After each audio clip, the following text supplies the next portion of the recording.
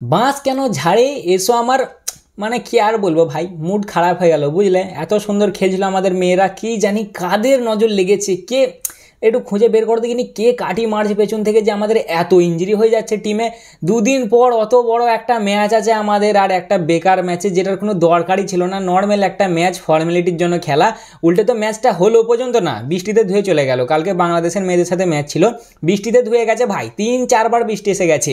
এবার world cup হলো না বৃষ্টি কাপ হলো বোঝা মুশকিল, কারণ তো মনে হয় 9-10টা ম্যাচ শুধু ধুয়েই গেছে। তার থেকে হয়তো কিছুটা কম হবে, বাট 5-6টা তো শিওর ভাই, কোনো কথা নাই বুঝলে। এতদিন পর প্রায় 3-4 বছর 5 বছর পর পর ওয়ার্ল্ড কাপগুলো হয়, তাহলে আইসিসি কি গ্যাঁজা ফুঁকে গ্রাউন্ডগুলো সিলেক্ট করে নাকি? এরা কি আবহাওয়া দপ্তরের সাথে কথা বলে না ঠিক করে? দেখে না যে কোথায় কীরকম সিচুয়েশন আছে, কীরকম ওয়েদার আছে? মানে হার দিন প্রত্যেক দিন শুনবে যে কী হলো ম্যাচ, ম্যাচ বৃষ্টিতে ধুয়ে গেছে, তারপরের দিন কী হলো ম্যাচ, ম্যাচ বৃষ্টিতে ধুয়ে গেছে। মানে অর্ধেক ম্যাচ তো এদের বৃষ্টিতেই ধুয়ে ধুয়ে শেষ হয়ে গেল। আর তার ওপর লাস্টের দিন এসে যাও একটা ফর্মালিটির ম্যাচ ছিল, সেটাতে যে আমাদের কত বড় প্রবলেম হয়ে গেল তোমাদেরকে বলে বোঝাতে পারবো না ভাই। আগের দিন নিউজিল্যান্ডের আগেনস্টে যে প্রীতিকা আমাদের অত সুন্দর পারফরমেন্স দিয়ে এলো, 122 রানের পারফরমেন্স, দুজনে অত সুন্দর পার্টনারশিপ লাগালো, প্রায় 211 রানের 209 বলে। তাদের ওই সুন্দর জয়টার প্রতি কার নজর লাগলো কি জানি, একজন ইনজার্ড হয়ে গেল ভাই। প্রীতিকাদি কালকের ম্যাচে ইনজার্ড হয়ে গেছে, একটা বল ধরতে যেয়ে ওভার স্লিপ করে গেছে, মানে এমনভাবে অ্যাঙ্কেলটা ভেঙে গেছে না, তুমি দেখলে তোমার একবার ভেতর থেকে রুহ কেঁপে উঠবে যে মানে কত জোরে লেগেছে। কোনো চান্সই নাই ওর অস্ট্রেলিয়ার ম্যাচে খেলার, বুঝলে তো। সেমিফাইনালেও বাদ, একদম 100%, মানে এমনভাবে অ্যাঙ্কেলটা বেঁকেছে না, তোমার দেখলে মানে আর কি তুমি স্তব্ধ হয়ে যাবে যে ভাই কি জোরে লেগেছে মেয়েটাকে। একদম খুঁড়িয়ে খুঁড়িয়ে মাঠের বাইরে বেরোলো, আর ওকে দেখে আমি 100% শিওর যে ও আর খেলতে পারবে না কো। আসলে ভাই কাল ছিল বাংলাদেশের মেয়েদের সাথে আমাদের মেয়েদের ম্যাচ, জাস্ট ফর্মালিটির জন্য, ঠিক আছে। কারণ অলরেডি তো সেমিফাইনালে ভারতের মেয়েরা কোয়ালিফাই করে গেছে, 4টে টিম সেমিফাইনালে কোয়ালিফাই করে গেছে। কালকে লিগ স্টেজের বা গ্রুপ স্টেজের লাস্ট ম্যাচ ছিল বাংলাদেশের মেয়েদের সাথে আমাদের মেয়েদের। প্রথমে ভাই টস হয়, টস হয়ে তো আবার এদের হ্যান্ডশেক হয় না, এবার আলাদা ঝামেলা। আমি তো প্রথমে চমকে গেলাম, যা সালা বাংলাদেশের মেয়েদের সাথে হ্যান্ডশেক হচ্ছে না কেন। তারপর আবার জানলাম যে অনেক দিনের আগে একটু এদের ঠুসকি ঠাসকা আছে বুঝলে, একটা সিরিজে কিছু একটা ঝামেলা হয়েছিল, আমাদের হারমানপ্রীত কৌর দি কিছু একটা এদেরকে টিটকারি মেরে দিয়েছিল, ওই জন্য একটা ঝামেলা ছিল। যাই হোক ভাই, হাত মিলাইনি বুঝলে তো। দিয়ে ওরা টস জিতলো, টস জিতে বললো ফার্স্টে ব্যাটিং।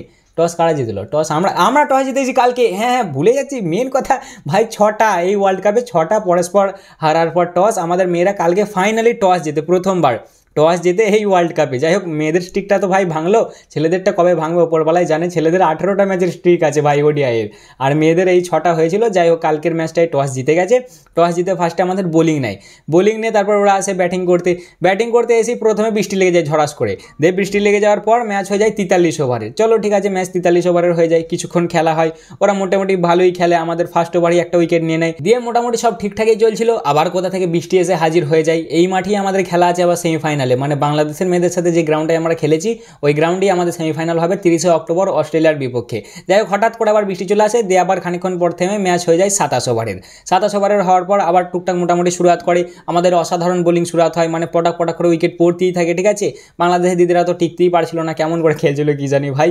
আমাদের ফিল্ডিং প্রথমের দিকে ওই চারিনি বলে শ্রীচারিনি যে ছিল, উনি একটু ফিল্ডিং খারাপ করছিল, বাকি মোটামুটি সবাই ঠিকঠাক ছিল, সব দিক থেকে ঠিক হচ্ছিল। হঠাৎ করে আসে 20 ওভার, 20 ওভারে একটা বল করা হয়, বলটা ব্যাটার মারে, মেরে গ্রাউন্ডের মানে আর কি যেমন যায় না নর্মাল চারের জন্য, সেরকম যাচ্ছিল। এবার প্রীতিকা দিয়ে ছুটে যায় বলটা ধরার জন্য। অবভিয়াসলি অনেক বৃষ্টি হয়েছে ভাই, গ্রাউন্ড ভিজেছিল, সে না একটু ওভার রান করে যায়, মানে বলটাকে ছাড়িয়ে খানিকটা এগিয়ে যায়, এগিয়ে এবার পেছোতে যায়, একবারে পাটা এমনভাবে মুচড়ে যায় ভাই। তোমরা যদি হাইলাইটস দেখো বা কোনো কোথাও ক্লিপ দেখো, তোমরা দেখবে মানে একবারে ভেতরটা কেঁপে উঠবে তোমার, এমনভাবে পাটা মুচড়ে গেছে পুরো একবারে, মানে তোমাদেরকে আমি বলে বোঝাতে পারবো না, তোমার দেখে খারাপ লাগবে এত যে কীভাবে মুচড়েছে পাটা। সঙ্গে সঙ্গে ওইখানে কাত হয়ে পড়ে যায়, আর উঠতে পারে না। তারপর আবার ফিজিও আসে, ও আর দাঁড়াতেই পারে না জায়গাতেই, আবার ওকে ধরে কাঁধে নিয়ে বাইরে নিয়ে যাওয়া হয়।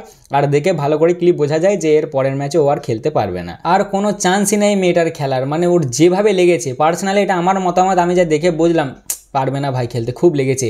লাগাতার পারফরমেন্স ভালো দিয়ে আসছিল ভাই ও, আর আমাদের মন্দনাদি দুজনে মিলে এর আগের ম্যাচে কত সুন্দর একটা পার্টনারশিপ করলো বলো তো, নিউজিল্যান্ডের এগেনস্টে 212 রানের। ওই জন্যই আমরা সেমিফাইনাল অবধি পৌঁছালাম ভাই। ওই পার্টনারশিপটা না হলে আমাদের যা টিম লবডাঙ্গ কখন কোথায় আটকে যাবে বোঝা মুশকিল। যেদিন পারফরমেন্স দেবে সেদিন তো টপ ক্লাস, বোলিংয়ে অসাধারণ হবে, ফিল্ডিংও অসাধারণ হবে, ব্যাটিংও অসাধারণ হবে, বাট যেদিন হবে না তো সেই দিন হবে না।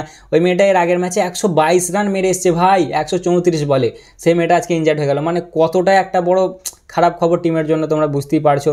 তারপরেই দিয়ে দিদিরা 27 ওভার খেলে, 27 ওভার খেলার পর 119 রান বানায় 27 ওভার শেষে। অল আউট হয়নি মনে হয় যতটা আমার মনে আছে, দিয়ে সেটা ডিএলএস মেথডের সাহায্যে 126 রান হয়ে যায়।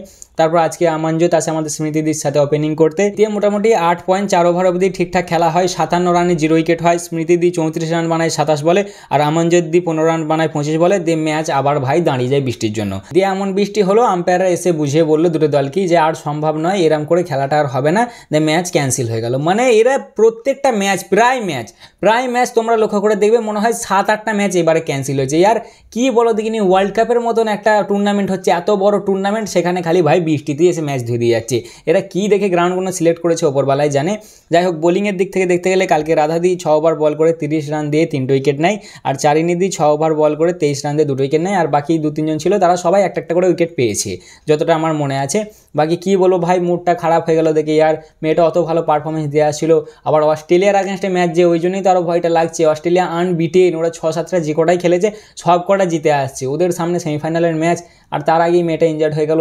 ওপরওয়ালার কাছে এটাই প্রে করবো যেন ঠিক হয়ে যায়। ছেলেদের দিক থেকে তো শ্রেয়াস দা ইঞ্জুরি প্রবলেমে ভুগছে, হার্দিক দা ইঞ্জুরি প্রবলেমে ভুগছে, আবার মেয়েদের দিকে প্রীতিকাদি হয়ে গেল। মানে কে বলো তো, কে নজরটা লাগাচ্ছে? আমি বুঝতেই পেরেছি ভাই, আগের দিন অত সুন্দর পারফরমেন্স দিয়েছে, 212 রান না 13 রান মেরেছে তো দুজনে মিলে, ওখানেই নজরটা লেগে গেছে এদেরকে। দিয়ে মেয়েটার এত লেগেছে না ভাই, পাটা এমন করে মোচকালো, তোমরা ক্লিপটা দেখবে, তোমাদের এবারে কি বলবো আর, মানে বলে বোঝাতে পারবো না যে কতটা খারাপ লাগবে দেখে, যে কীভাবে লেগেছে। যাই হোক, ওপরওয়ালার কাছে এটাই প্রে করবো যেন তাড়াতাড়ি তিনি সুস্থ হয়ে যায়, কারণ তাকে দরকার ভাই, খুব দরকার অস্ট্রেলিয়ার আগেনস্টে। আমার তো মনে হচ্ছে না তিনি আর ঘুরে দাঁড়াতে পারবেন বলে, আমাদেরকে নতুন ওপেনিং নিয়ে নামতে হবে। বাট আমি মন থেকে চাই যে যেন তাড়াতাড়ি সুস্থ হয়ে যায় ভাই, নাহলে বিশাল প্রবলেম হবে।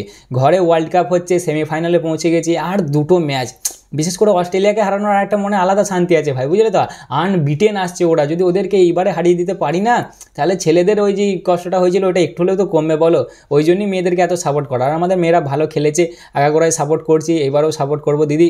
আর 2টো ম্যাচ, বুঝলে, তাহলেই এইবারে একদম ইন দ্য ভোগ আম্মা। তাই এই ছিল আজকের ভিডিও, কেমন লাগলো অবশ্যই জানাবে, ভালো লাগলে লাইক কমেন্ট শেয়ার অবশ্যই করবে, আর অবশ্যই মেয়েটার জন্য প্রে করবে যেন ওপরওয়ালা তাড়াতাড়ি তার পাটা ঠিক করে দেয়, এবং সে যেন অস্ট্রেলিয়ার বিপক্ষে ম্যাচটা খেলার জন্য পুরোপুরি ফিট হয়ে যায়। চলো দেখা হচ্ছে আবার পরের ভিডিওতে, ততক্ষণের জন্য টাটা।